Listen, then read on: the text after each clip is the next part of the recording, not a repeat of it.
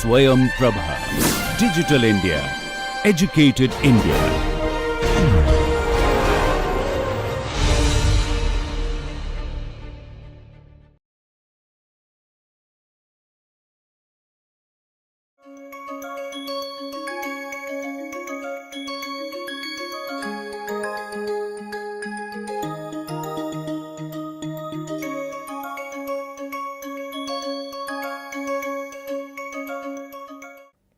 So now the question is, individuals have different belief systems, and then based on those belief systems they will have preferences and make choices. We now want to look at how we aggregate and make social choices from different individual values. So what are the methods for making decisions about specific projects or regulations that have some adverse environmental impact based on the individual preferences. Please remember, there are no restrictions on the individual preferences. Every individual can decide how he or she will choose between all the different options. So let's put this in a set of different equations. Let's say that there is an n-person society, there are n people.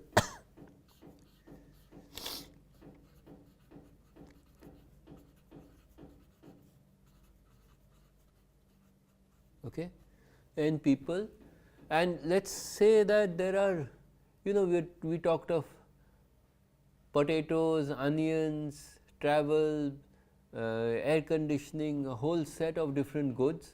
Let's assume a composite material good X. That material good has X1, X2, Xm different goods, services. Okay, each individual is consuming all of this. In addition to this, so there is an individual state of preferences: how many clothes, how much food, how much entertainment, all of this comes in this. And then in addition to this will be E. E is the quality of the environment. We could, this is, remember, this will actually have multiple attributes. We can talk about the air quality, we can look at particulate matter, we can look at global emissions in terms of CO2, we can talk about it in terms of the visibility. So there could be, we could look at the quality of water, the quality of the soil. Now the idea is that this E, the X was dependent on every individual. So every individual would have a range of different values of X and would also have in the utility some value for the environment. The environment quality is going to be common for all the individuals, right. So when we talk about the utility well-being of every individual, so there are two things: the composite good X, which has those m different components, and the environment E. And so each individual has a utility which is a function of Xi and E. So X1 E, X2 E, and so on. For each individual there will be a utility function, and then there will be n such utility functions. Okay. Now let's look at, when we look at, is it possible to substitute X for E? Can we, if you consume more of X, if you are consuming more fossil fuels, there are going to be more emissions, and so on. So pure biocentrists will say that you don't want to have anything where any ecosystem or the species is getting, species biodiversity or any life is getting spoiled. So there will be no substitution for X for E. And in the case of extreme anthropocentrists, you would not want to give up anything in terms of your goods for the environment. So you don't want to substitute any E for X. These are both extreme conditions, but in actual practice there will always be this trade-off. So also remember whenever we are talking of choices, we talked about the n individuals and their choices. However, the future generation and the utility that they will enjoy, right, can also come into the utility function. That means utility xi, e, and the utility of future generations, where uj is the utility of person j in a future generation. And this is, of course, makes it all that much more difficult, and this is where now you have this whole situation where you have children coming up and opposing the governments in terms of the inaction related to climate change. You have Greta Thunberg telling world leaders that we need to think about the future, and we do not have the right to spoil the choices for the future. So these are tricky things, but in concept we think of, when we take the decision, which is a long-term decision, it is also the utility of future generations which is involved. So we will now try to look at how do we choose between two bundles. There are two bundles of goods, two options, A, x dash, E dash, where x dash is x1 dash, x2 dash. Each of this x is, x1 is for individual 1, and it is the whole bundle of consumption goods that that individual consumes, and that is a, as we said, it's a array of m different goods and services. So similarly, so this is a composite good, as we said, xn dash and E dash. This is one option. The second option is x double dash, E double dash,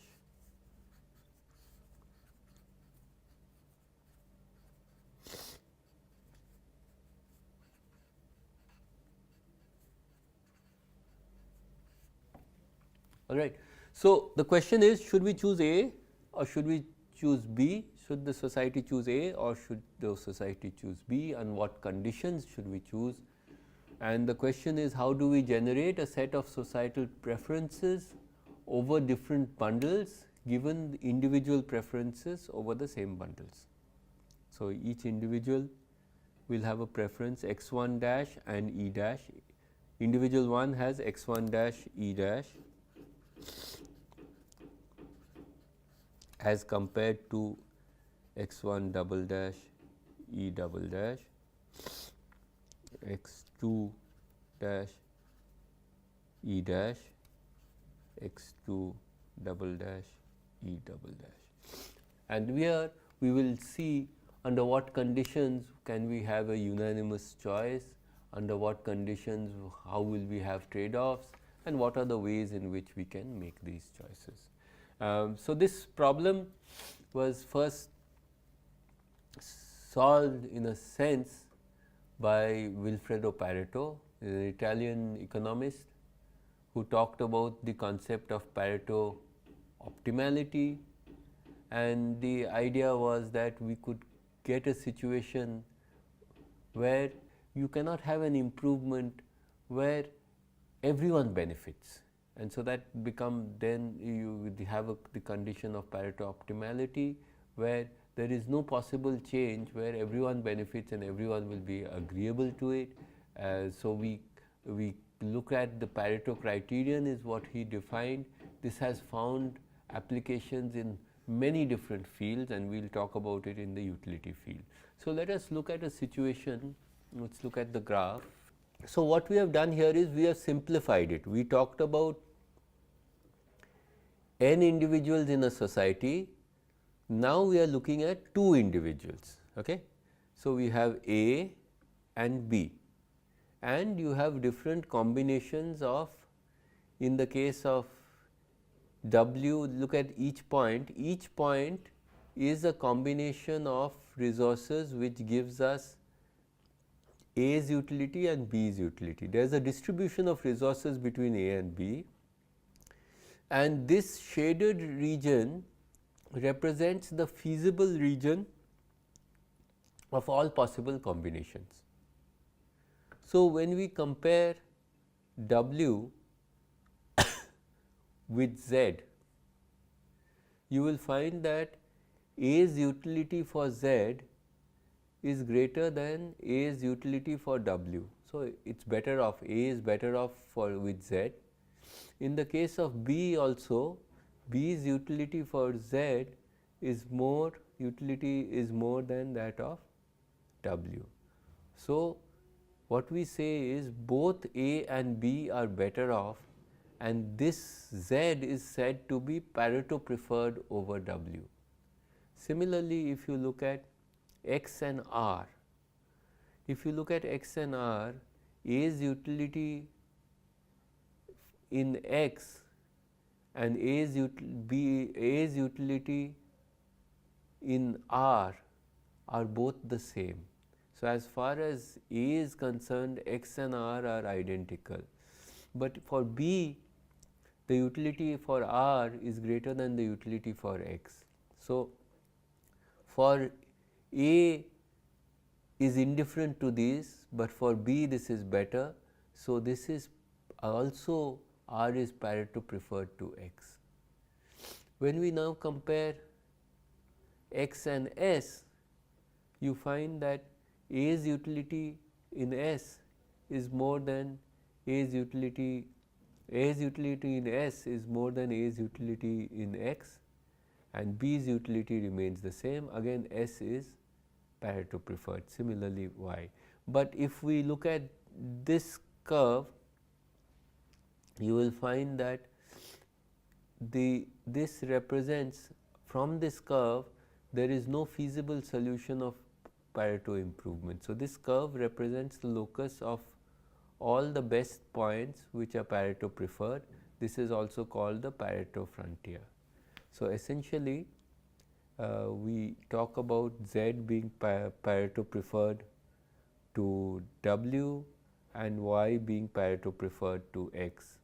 So, in principle, when we write this, we can talk about two consumption bundles, A dash being X dash and E dash, and A double dash as X double dash E dash, and the group of people I is equal to 1 to n with utility functions defined over the consumption bundle.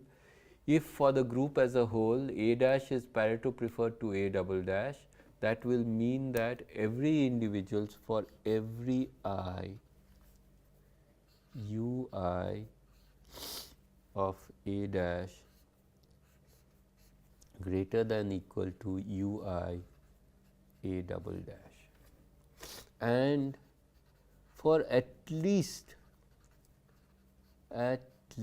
one individual. So, that means everyone is either better off or equal. It could be that all are equal, A dash is equal to A dash is equal to A double dash utility. At least for one individual the utility increases.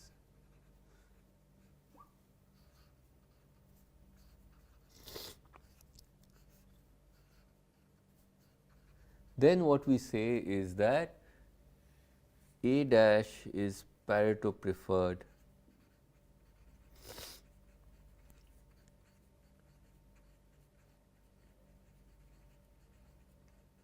over A double dash,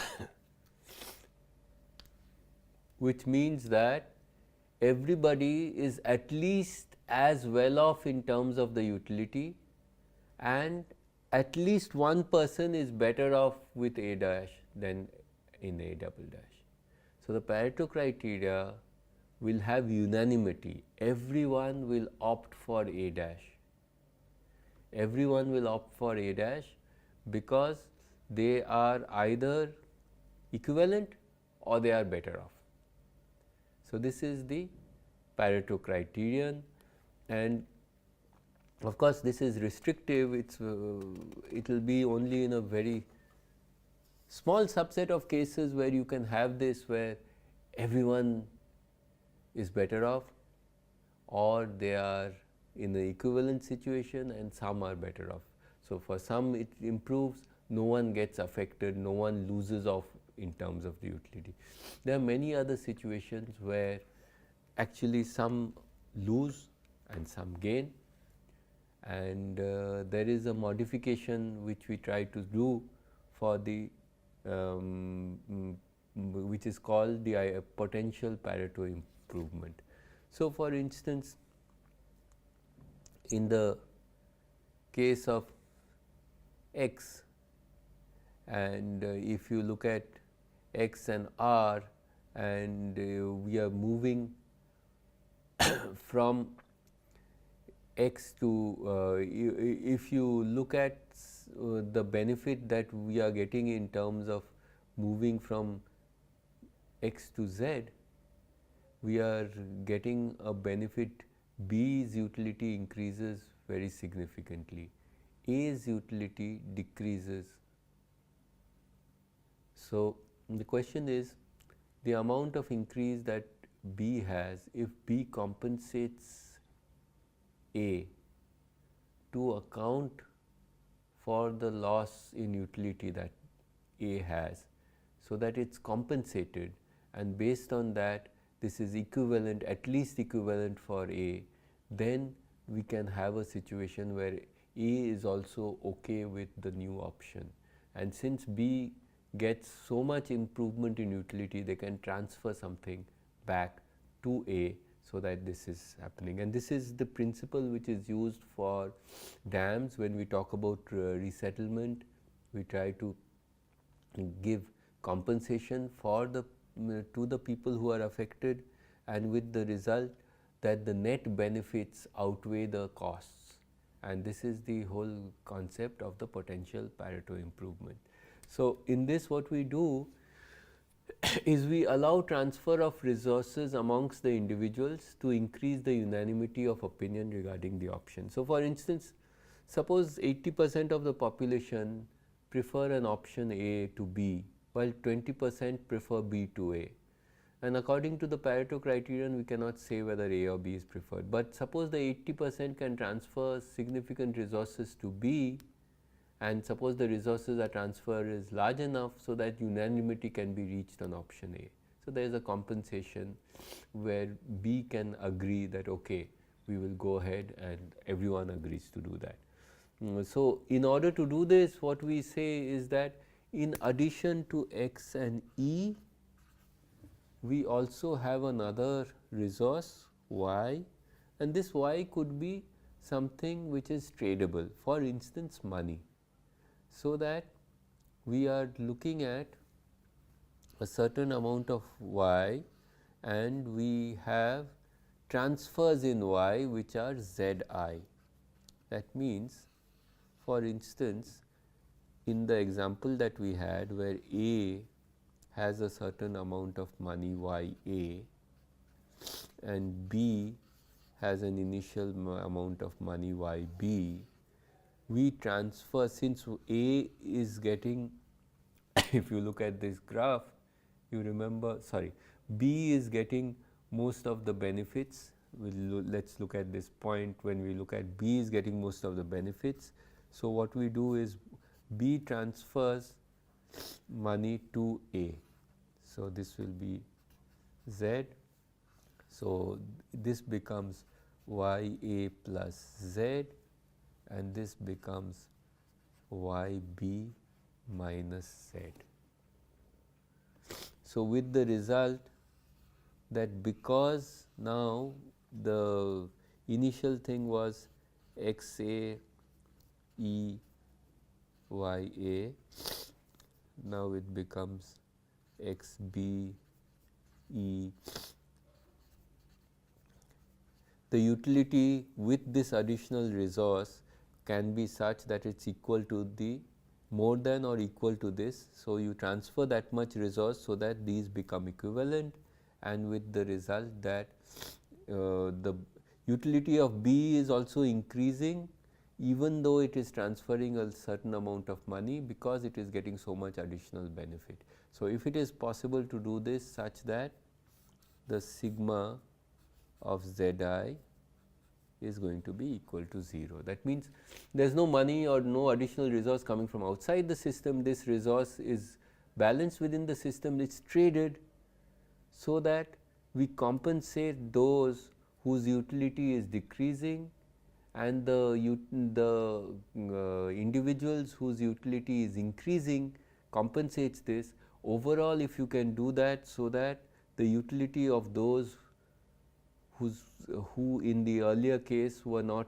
for the project, because their utility was decreasing, now their utility is remaining constant, hence it becomes, after compensation, it becomes a Pareto preferred choice. So, then that is the situation that we can look at. So, we look at the condition where we are comparing A dash y minus z is Pareto preferred to A double dash. We compare A dash y minus z to A double dash y, and if A dash y minus z is Pareto preferred, then we say that this is a potential Pareto improvement. So, this increases the options that we have, and we compare two bundles, as we said, vector of transfers, so that A dash y minus z is Pareto preferred to A double dash y, then A dash is a potential Pareto improvement over y. Now, so this is clear that we can compensate, and in the compensation, as the result of that, finally every individual utility either increases or remains constant. Some of the individuals who had the utility increased more, they transfer some resources, their utility there, part of that increase in utility is shared with those who are losing out, with the result that now there is unanimity. So, this is called the potential Pareto improvement. Now, the third situation is called the Kaldor-Hicks compensation principle, and this is little controversial. This talks about the fact that if transfers could be made to achieve unanimity, that means if we can have a choice where we transfer from the gainers some tradable resource to the losers, so that the losers utility remains constant, with the result that there is a net gain and every single individual is okay with the project. If that can be conceptually done and it works, then the choice is socially desirable, even if the transfers are not actually made.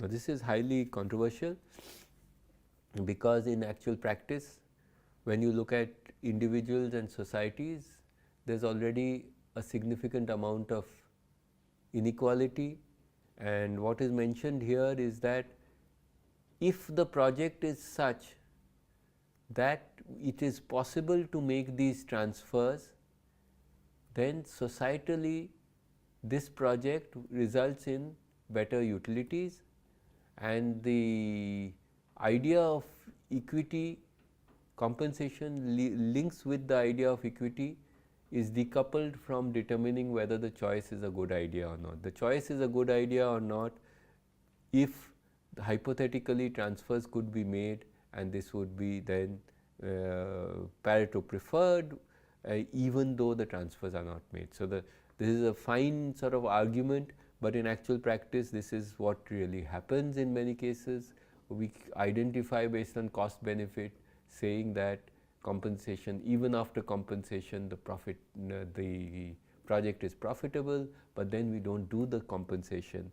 So, then there is this kind of issue, and this is what often, this is the problem with the kind of economic, sometimes the economic calculations.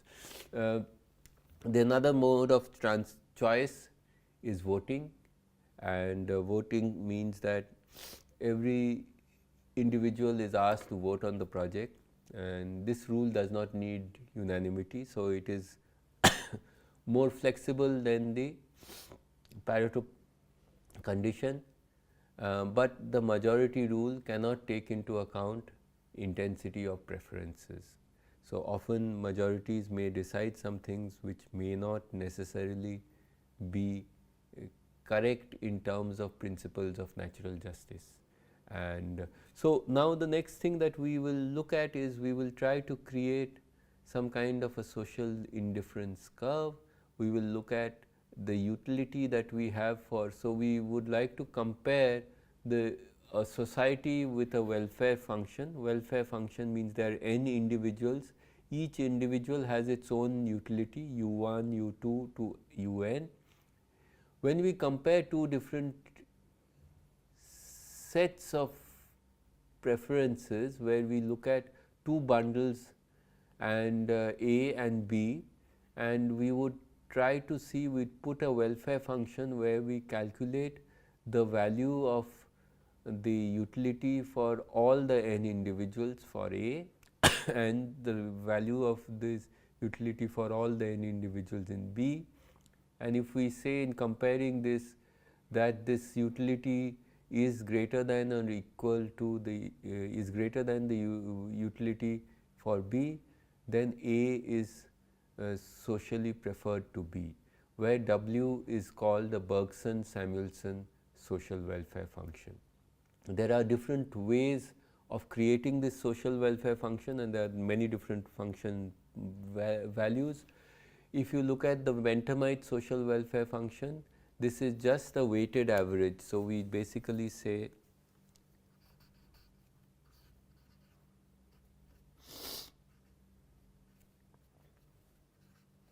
UN, we call this as theta 1 u1 plus theta 2 u2 plus and so on theta n un, where theta I greater than or equal to 0, they are all positive, and we sum this up. So this is like some weighted average, some weighted values, and we can decide what are these weights depending on this. Of course, an egalitarian function could be where we have equal weights.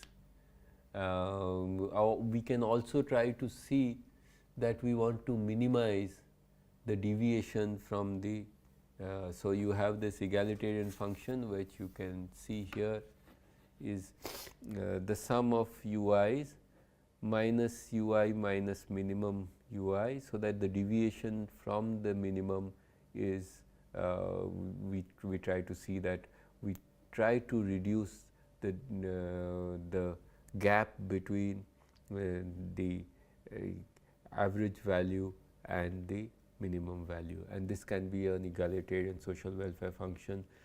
John Rawls, who was a philosopher and a thinker, said that the utility function should be where we are maximizing the minimum utility of any individual. So the poorest individual's utility should be first maximized. Okay. So with this we have let us just take stock of what we've done. We've looked at this choices between environment and development.